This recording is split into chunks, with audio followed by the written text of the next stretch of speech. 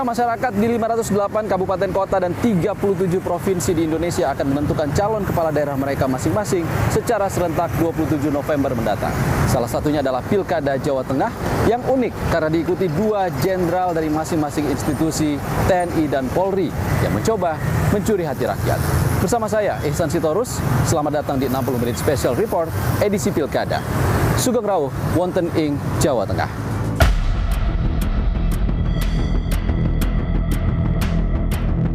Pemilihan Kepala Daerah serentak 2024 akan digelar di 545 daerah di seluruh Indonesia pada 27 November mendatang. Pemilihan Gubernur Jawa Tengah jadi salah satu daerah yang memantik perhatian publik. Pasalnya, ada 2 calon berpangkat jenderal yang akan berkontestasi memperebutkan suara dari lebih dari 28 juta daftar pemilih tetap. Mereka adalah Andika Perkasa dan Ahmad Lutfi. Julukan Perang Bintang untuk menggambarkan Pilkada Jateng pun muncul. September lalu, KPU Jawa Tengah resmi menetapkan pasangan nomor urut 1, Andika Perkasa Hendrar Prihadi, dan pasangan nomor urut 2, Ahmad Lutfi Tachiasin, sebagai calon gubernur dan wakil gubernur Jawa Tengah Pilkada 2024. Andika Perkasa, calon gubernur nomor urut 1 yang diusung PDI Perjuangan, seorang purnawirawan TNI Angkatan Darat yang pernah menjabat Panglima TNI pada 2021-2022. Andika resmi bergabung dengan PDI Perjuangan pada Pilpres 2024 lalu dan menjadi wakil ketua tim pemenangan Ganjar Mahfud MD. Sebelumnya, tahun 2014, Andika menjadi komandan pasukan pengamanan presiden dengan pangkat Mayor Jenderal. 2 tahun berselang, Andika menjabat Panglima Kodam Tanjung Pura. Karirnya meroket menjadi bintang 3 saat menjabat Dankodiklat TNI Angkatan Darat tahun 2018, kemudian menjabat sebagai Panglima Kostrat. Pada November 2018, Andika dipercaya sebagai Kepala Staf TNI Angkatan Darat dan menyandang bintang 4. Andika didampingi calon wakil gubernur Hendrar Prihadi yang akrab disapa Hendi, mantan wali kota Semarang 2 periode selama 2013 hingga 2022. Di tahun 2022, Hendi diangkat menjadi Kepala Lembaga Kebijakan Pengadaan Barang dan Jasa Pemerintah. Saudara, kita akan ikuti proses kampanye dan juga belusukan yang dilakukan oleh Cagup Jawa Tengah nomor urut 1 Andika Perkasa dan wakilnya Hendrar Prihadi. Ini di Desa Rawapening, Kabupaten Semarang. Dia akan bertemu dengan masyarakat dan juga petani di sini untuk berkampanye dan juga menyerap aspirasi dari petani di sini. Kita akan ikuti bagaimana prosesnya. Ikuti saya.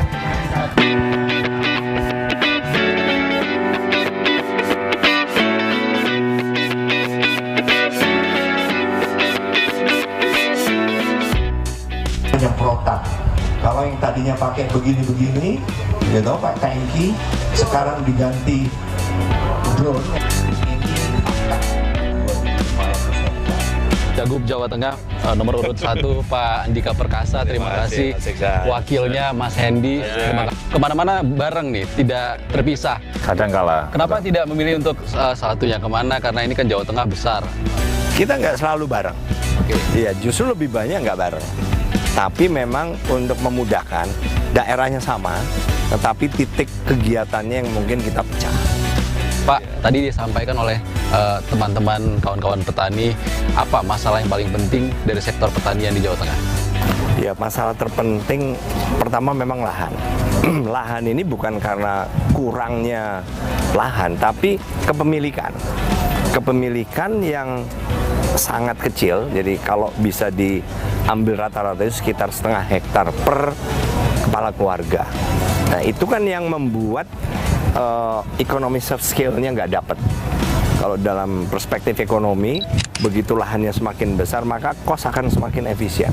Nah, ini karena cuma 0,5 hektar, kemudian 0,5 hektar sebelahnya itu kepemilikan berbeda, itu yang membuat tidak terlalu efisien. Artinya modal, Pak?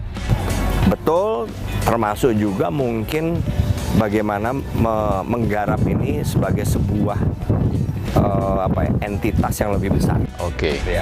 Pak Hendi, sebagai wali kota Semarang 2 periode ya, apa sih sebenarnya yang jadi masalah di Jawa Tengah yang Anda lihat dari ruang lingkup Semarang sebagai ibu kota? Anda akan melihatnya lebih luas nantinya. Pasti problem daerahnya kan masing-masing berbeda. Tapi dua hal yang Pak Andika selalu tekankan adalah bagaimana kemudian kemiskinan dan pengangguran, ya ini identik dengan ekonomi menjadi prioritas kita. Dan saya setuju, karena beberapa program-program di kota kabupaten itu masih belum juga seragam terkait penanganan kemiskinan yang lebih real lagi. Dan data BPS juga mengatakan Jawa Tengah jumlah kemiskinan ekstrimnya salah satu yang tertinggi di Indonesia, Pak Andika. Apa yang bisa Anda lakukan nanti? Ya memang kompleks Mas ya. Jadi semua program kita nih ujungnya sebetulnya kemiskinan. Ya mulai dari bagaimana pendidikannya, kemudian tapi kita ini kan hanya membantu karena APBD itu cukup kecil, membantu mengurangi pengeluaran rumah tangga. Itu yang bisa kami lakukan. Dengan harapan walaupun income mereka, pendapatan mereka ya segitu-segitunya, minimal kalau pengeluarannya berkurang, ada yang bisa mungkin mereka tabung atau untuk sesuatu yang produktif, bukan yang konsumtif. Kita yang jelas yang kurang Mas ya dalam membangun ekonomi Jawa Tengah ini adalah private investment. Itu porsinya cukup kecil, tidak seperti nasional, apalagi dibandingin dengan tetangga kita di barat dan di timur. Investasi swasta itu yang bisa menambah besaran ekonomi kita dan justru mendrive timbulnya usaha-usaha lain maupun lapangan kerja. Kalau APBD kita hampir cuma 8%, sangat kecil dari ekonomi Jawa Tengah. Jadi peluang kita adalah di private investment. Nah ini yang harus kita rencanakan dalam 5 tahun ke depan ini naiknya berlipat. Oke. Tadi suka ketinggalan tadi Pak, nelayan. Ya. Itu juga jadi masalah di utara Jawa, termasuk Jawa Tengah. Banyak sekali masalah. Ada wali kota Semarang 2 periode. Pasti tentu paham sekali bagaimana apa yang terjadi di pesisir Semarang atau Jawa Tengah gitu Pak. Problemnya kan kadang ada waktu di mana nelayan tidak bisa melaut. Kemudian ada juga problem yang kita inventarisir adalah terkait dengan solar subsidi. Nah saya rasa kami berdua, Pak Andika dan saya juga sudah merumuskan berbagai strategi supaya dua kendala itu bisa terpecahkan. Paling tidak itu bisa menaikkan kesejahteraan nelayan dan juga dengan cara meminimalkan pengeluaran-pengeluaran mendasar dari para nelayan. Terkait dengan infrastruktur ataupun permodalan akan bersinggungan dengan pemerintah pusat juga Pak Andika. Sementara ini pasangan Andika Hendy didukung oleh PDIP yang saat ini mungkin katanya oposisi gitu Pak Andika. Bagaimana nantinya Anda memastikan itu semua bersinergi dengan baik itu pemerintah pusat, pemerintah provinsi Jawa Tengah dan juga masyarakat Jawa Tengah. Tapi mungkin nanti dijawab di tempat lain. Di mana kewenangan pusat, kewenangan pemerintah provinsi, kabupaten, kota itu harga mati.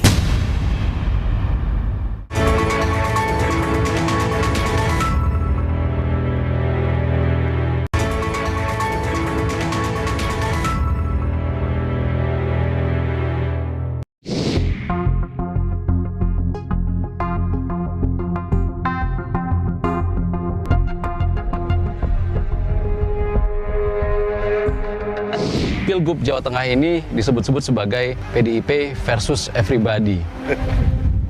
Anda masih optimistis nggak menang? Ya, yang jelas kami ini sebetulnya diumumkan kan 1 hari sebelum pengumuman, bukan sebelum pendaftaran di KPU provinsi. Jadi sebetulnya kalau dari timing kita sih pas-pas saja. Tapi memang kita terlambat dalam hal sosialisasi pemasangan baliho. Nah di situ. Jadi kami terlambat, kami juga dalam hal mungkin dalam beberapa hal juga tidak sesiap dari Mas Lutfi, tetapi kami tetap optimis. Kita juga punya cara untuk berusaha mengejar. Oke, Pak Hendy. Ya kita optimis ya, apalagi saya berpasangan dengan Pak Andika atas rekomendasi PDI Perjuangan.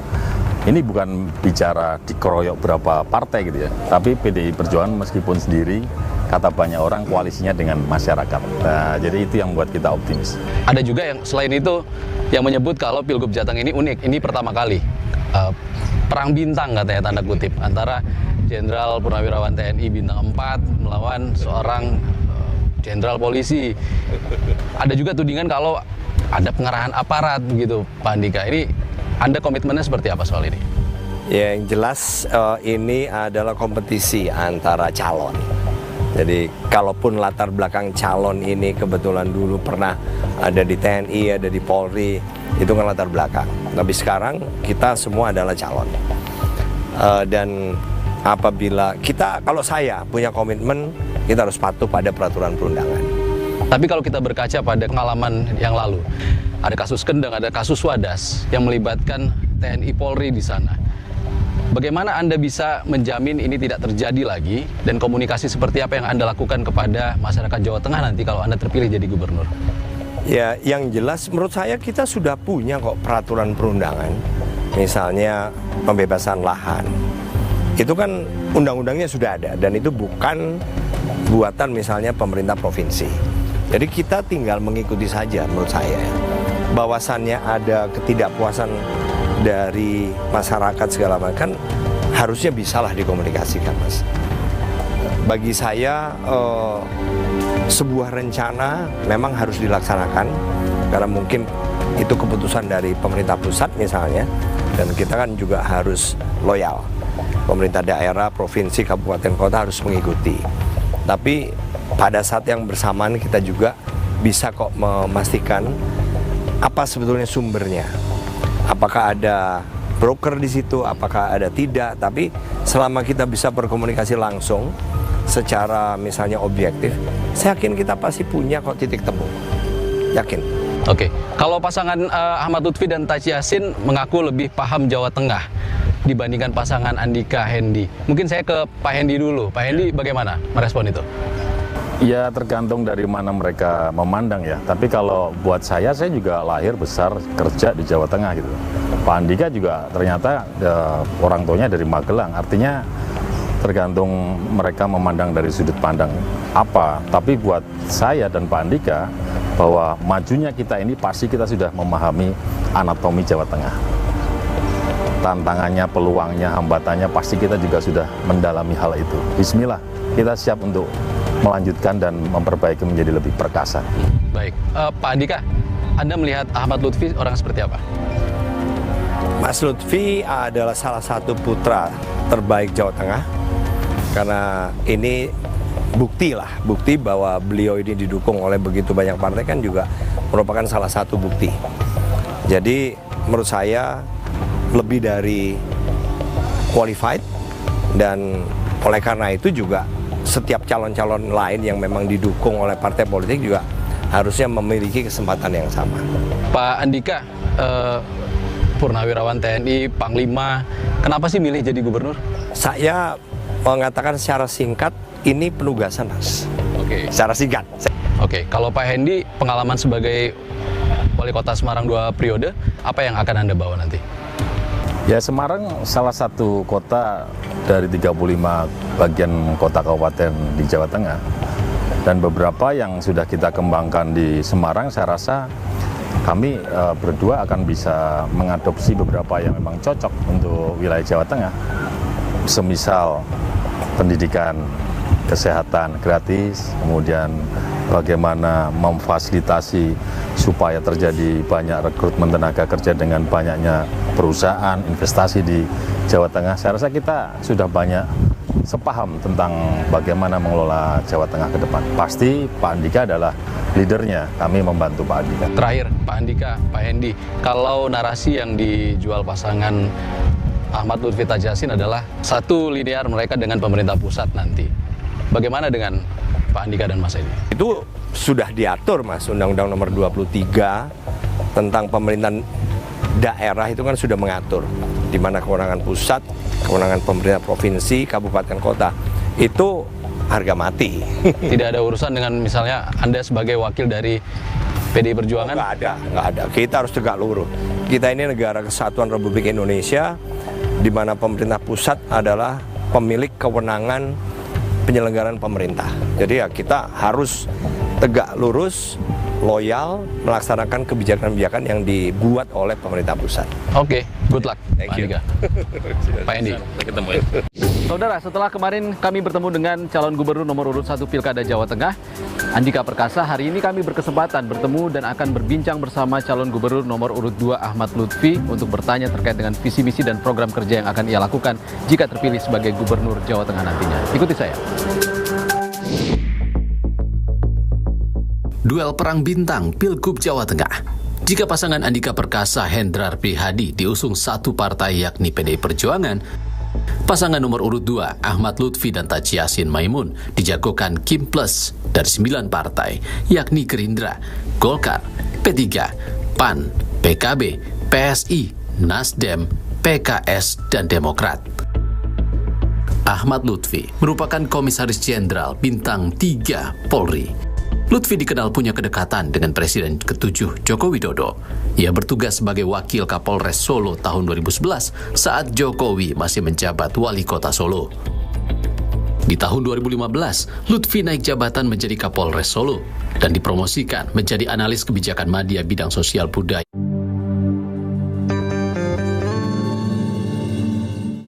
Allahu Akbar, Allahu Akbar, Allahu Akbar,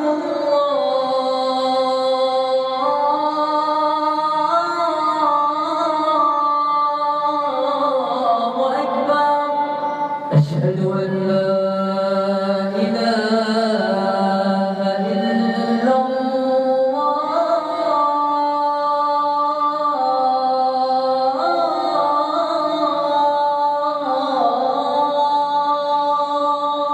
Asyhadu an la ilaha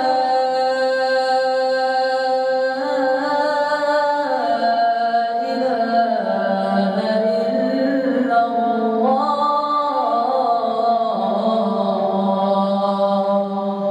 Asyhadu anna Muhammadan Rasulullah.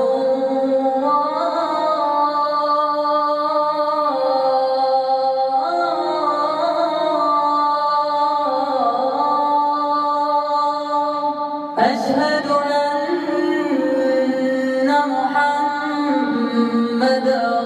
Rasulullah.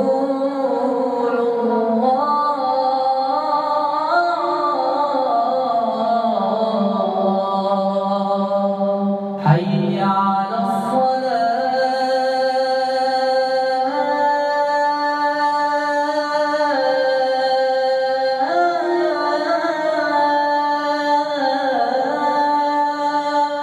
Hayya 'alas salah. Hayya 'alal falah.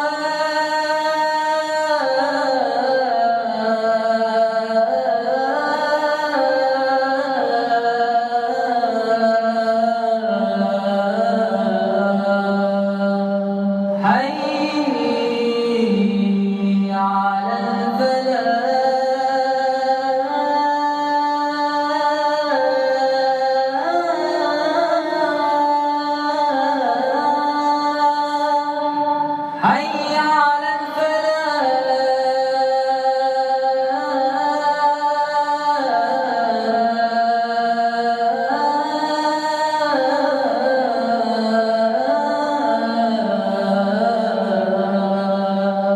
Allahu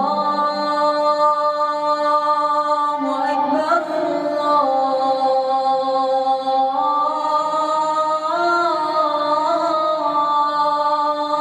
Allahu Akbar.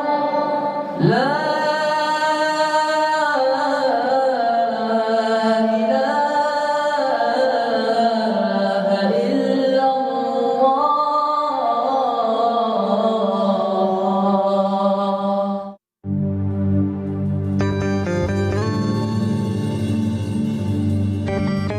Badan Intelijen Keamanan Polri tahun 2017.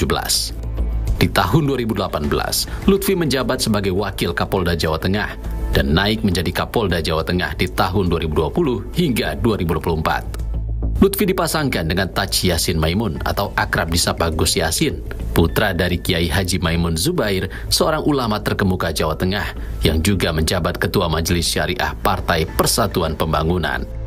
Nama Gus Yassin melejit di kancah politik saat ia menjadi Wakil Gubernur Jawa Tengah mendampingi Ganjar Pranowo tahun 2018 hingga 2023. Sebelumnya, Gus Yassin menjabat Wakil Ketua DPW P3 Jawa Tengah tahun 2011, serta anggota DPRD Jawa Tengah fraksi P3 periode 2014-2019. Gus Yassin juga sempat menjabat sebagai Wakil Bendahara DPP P3 2016, kemudian menjadi Ketua DPP P3 Jawa Tengah periode 2017 hingga 2022.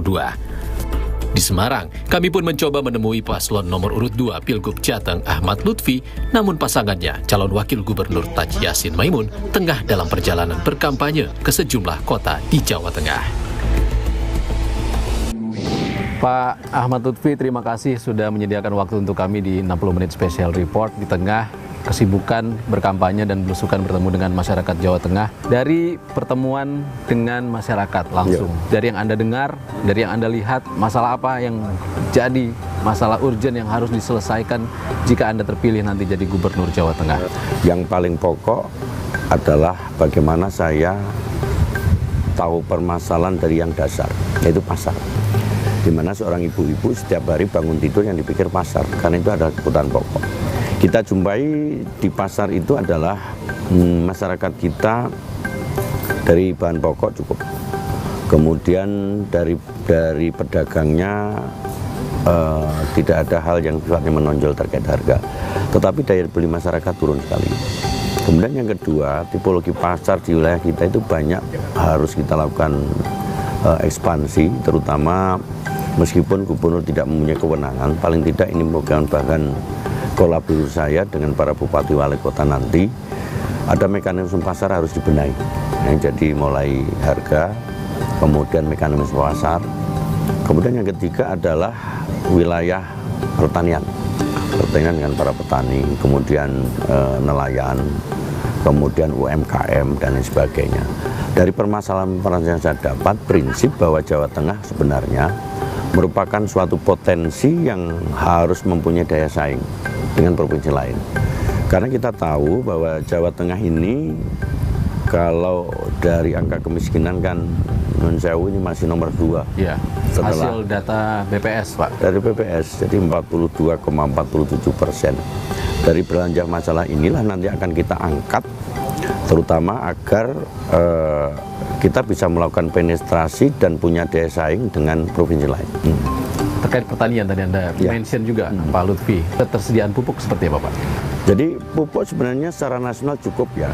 Secara nasional adalah 40 juta ton, bahkan dinaikkan 47 juta ton. Ternyata setelah kita temuin itu adalah dari proses distribusi.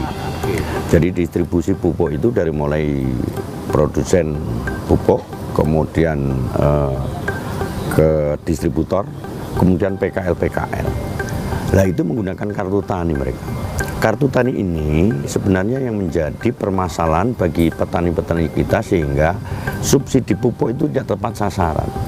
Jadi subsidi pupuk itu kan, kartu itu kan merupakan batasan subsidi pupuk.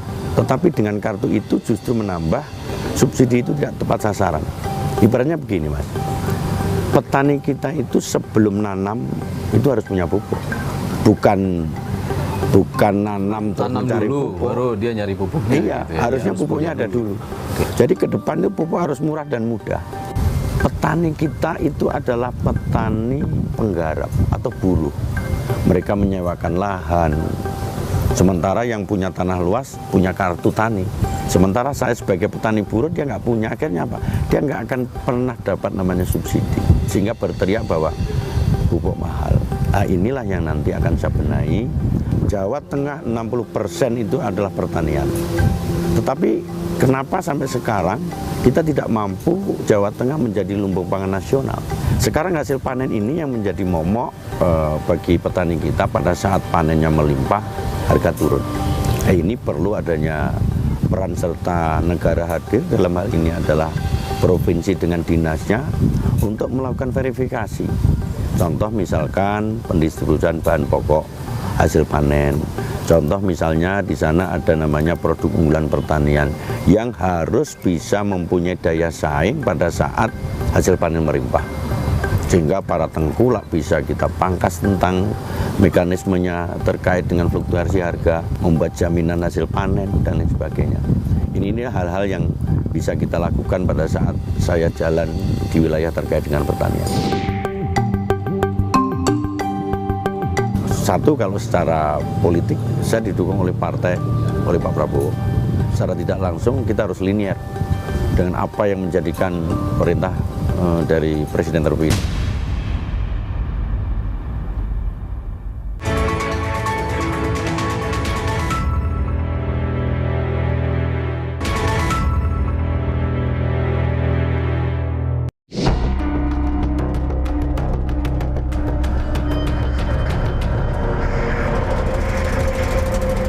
Terkait dengan pengentasan kemiskinan juga Pak Lutfi, Jawa Tengah ini butuh lapangan pekerjaan yang lebih. Apa yang kira-kira bisa Anda lakukan? Jadi yang kurang adalah bagaimana sumber daya manusia bisa memenuhi daripada lowongan kerja itu sendiri. Itu yang paling pokok. Contoh misalnya, PHK di Jawa Tengah ini hampir 14.000 PHK bisa mengurangi, bisa menghilangkan pengangguran. Pengangguran impactnya adalah ke kemiskinan. Itu 3 rantai yang nggak bisa diputus, termasuk kesempatan kerja. Nah ini kenapa? Akhirnya kita berpikir setelah saya ketemu buruh, ketemu mereka yang mencari kesempatan kerja, kita harus ciptakan BLK yang siap pakai bagi para tenaga buruh kita pada saat misalkan PHK, sehingga dia mempunyai daya saing. PLK kemudian diserap tenaga kerjanya oleh perusahaan yang menggunakan. Yang kedua, ekonomi kreatif ya. Ekonomi kreatif itu begini. Ekonomi kreatif itu bisa menciptakan pekerjaan sendiri. Contoh misalkan, anak muda kita itu tidak tertarik dengan adanya pertanian. Dia lebih tertarik hal-hal yang instan dan lain sebagainya. Kenapa kita tidak mencari peluang bahwa dia mempunyai kesempatan? Dengan cara apa? Bikin milenial, punya pertanian milenial. Nah, dengan apa? Kita tidak perlu sawah yang luas. Cukup di bawah 2 hektar dengan menanam produk tertentu. Kemudian UMKM kita di kampung-kampung itu mulai dari penjual es cendol, mulai dari bakso, mulai dari pedagang-pedagang yang mempunyai karyawan 5-6 rumah tangga, itu harus dilakukan pembinaan dengan melakukan pendampingan dari pemerintah. Pak Lutfi, kalau Gus Yassin kan banyak bertemu dengan santri-santri. Kalau Pak Lutfi tampaknya di berita-berita itu banyak bertemu dengan anak muda. Sama aja ya, saya dengan Gus Yassin sama. Cuma masalahnya kan kita bagi peran. Oleh KB ke pesantren, semuanya ke sana Jawa kan. Tengah sebesar ini gitu. Besar kan? Ya. Dari 5 kabupaten. Jadi pesantren ini kita mempunyai 5.700 pondok pesantren. Artinya pesantren sebagai benteng daripada masyarakat kita dalam rangka tidak hanya membentengi terkait dengan kemampuan para santri belajar ilmu agama, tetapi harus dibekali dengan ilmu umum. Nah, Gus Yassin menggarap ke sana termasuk saya. Karena ke depan pesantren itu tidak dicap sebagai tradisional, tapi dia harus mempunyai pesantren yang mempunyai nuansa internasional. Kita berkaca pada masalah di era kepemimpinan gubernur yang lama. Banyak masalah terkait dengan pembangunan infrastruktur, pertambangan, seperti daerah Kendeng dan Wadas.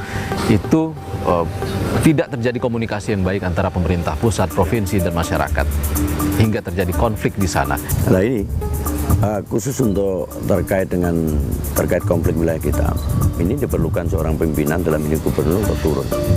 Artinya masyarakat kita porsikan sebagai teman, seperti saudara, sehingga di situ akan timbul adanya suatu interaksi. Artinya mereka kuncinya ada di komunikasi.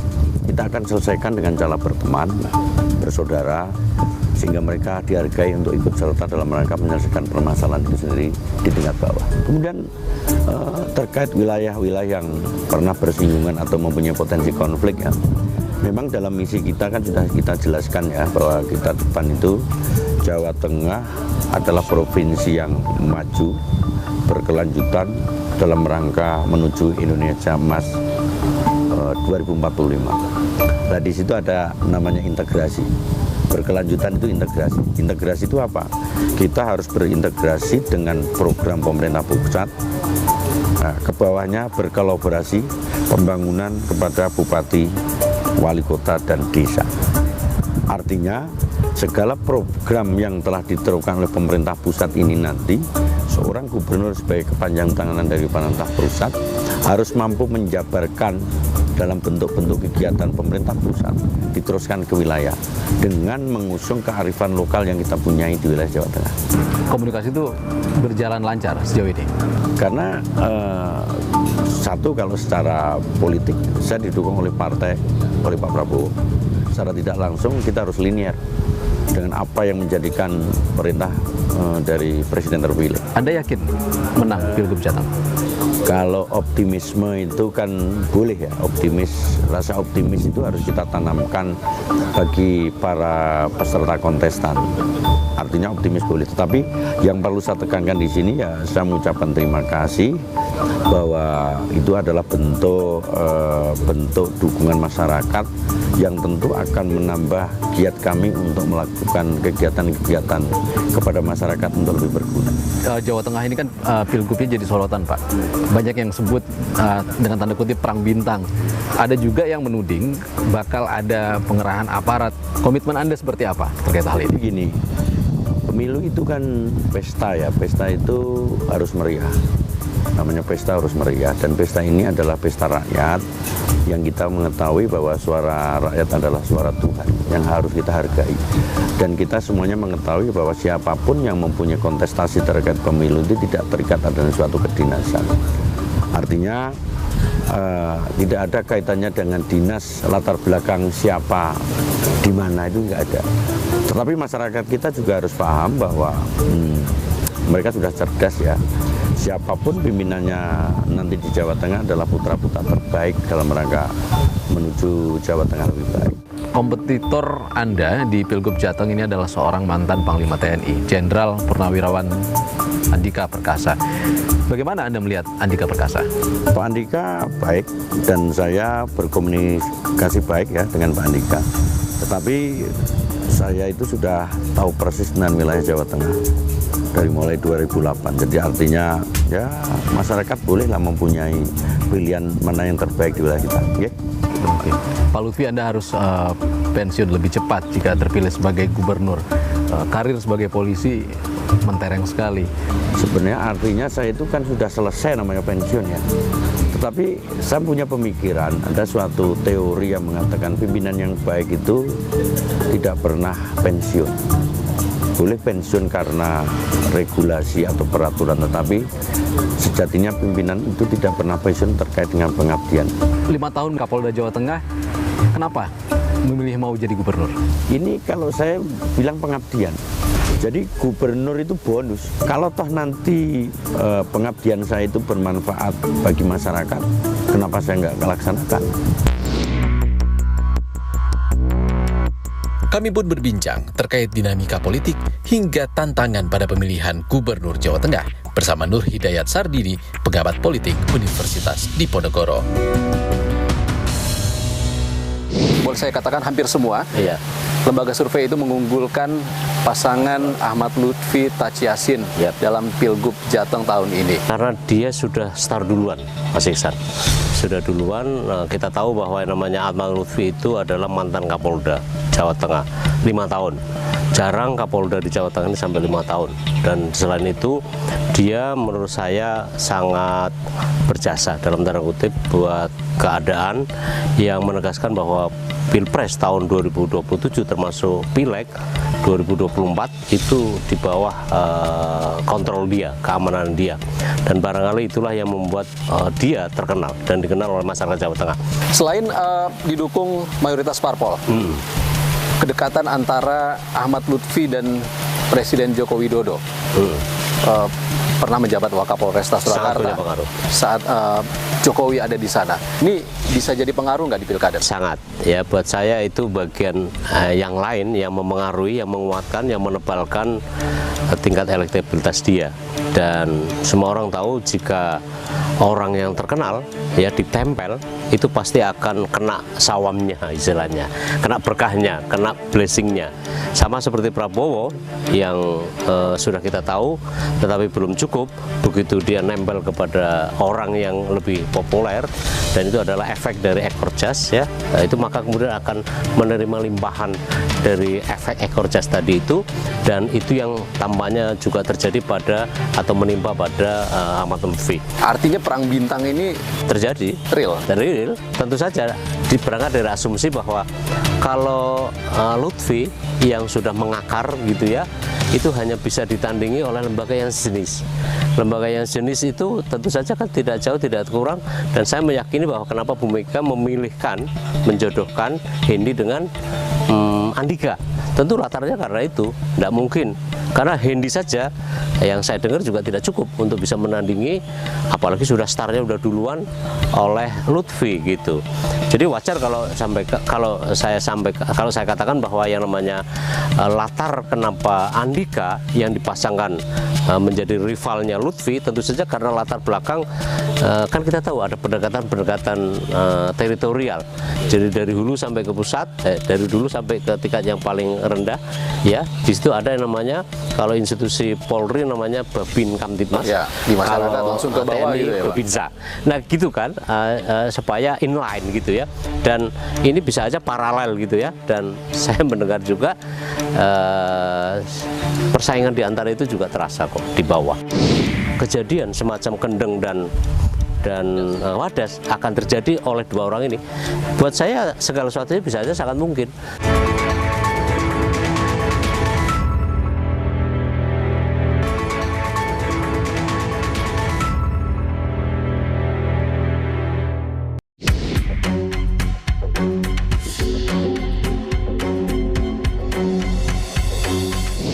Kita tahu Jawa Tengah punya banyak masalah, Ya. kemiskinan, masalah lingkungan, Ya. masalah konflik antara masyarakat dan pemerintah. Orang tidak pernah melupakan dua peristiwa di dua tempat. Yang Bung Ihsan juga tahu, pertama-tama adalah soal Wadas di Purworejo. Lalu sebelumnya adalah Kendeng, pegunungan Kendeng.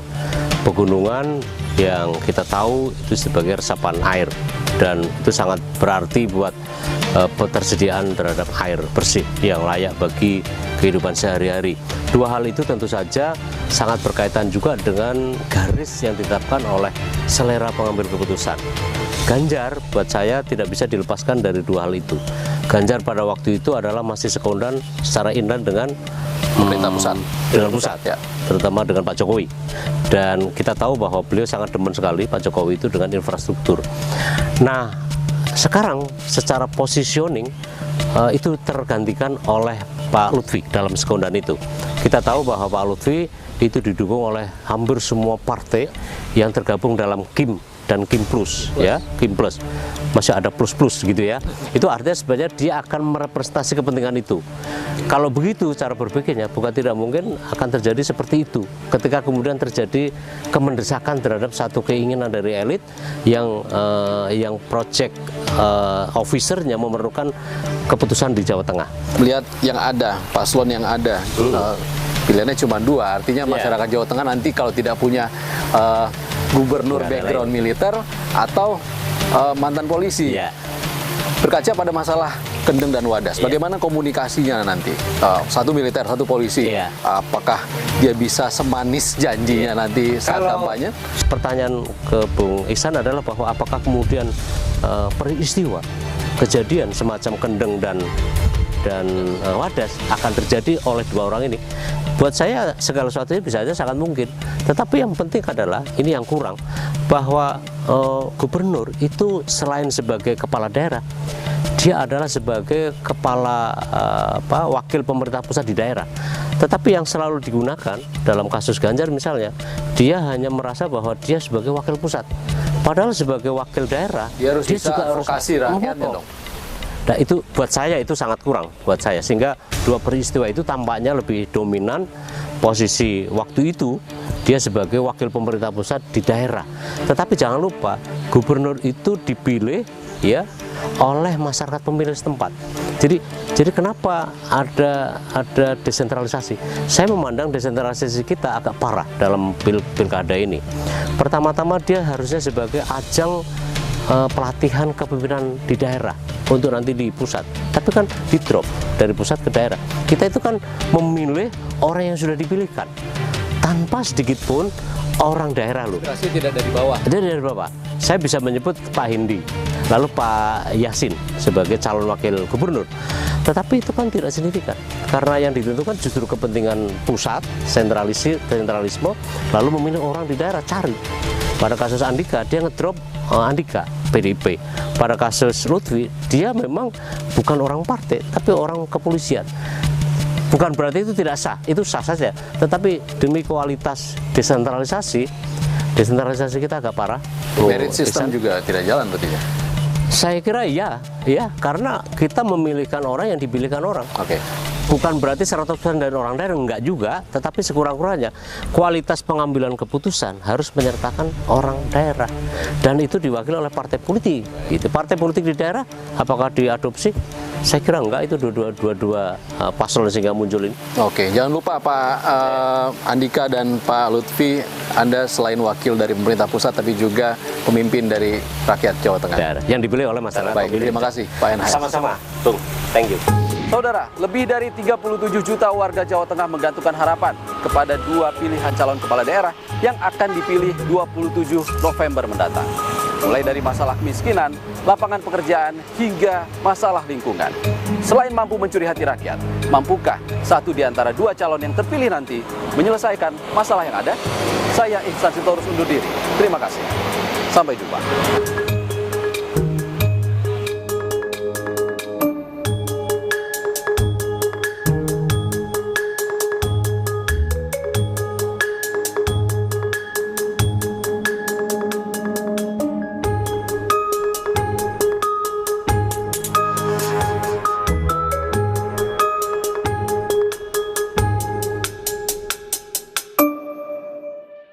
Aku pilih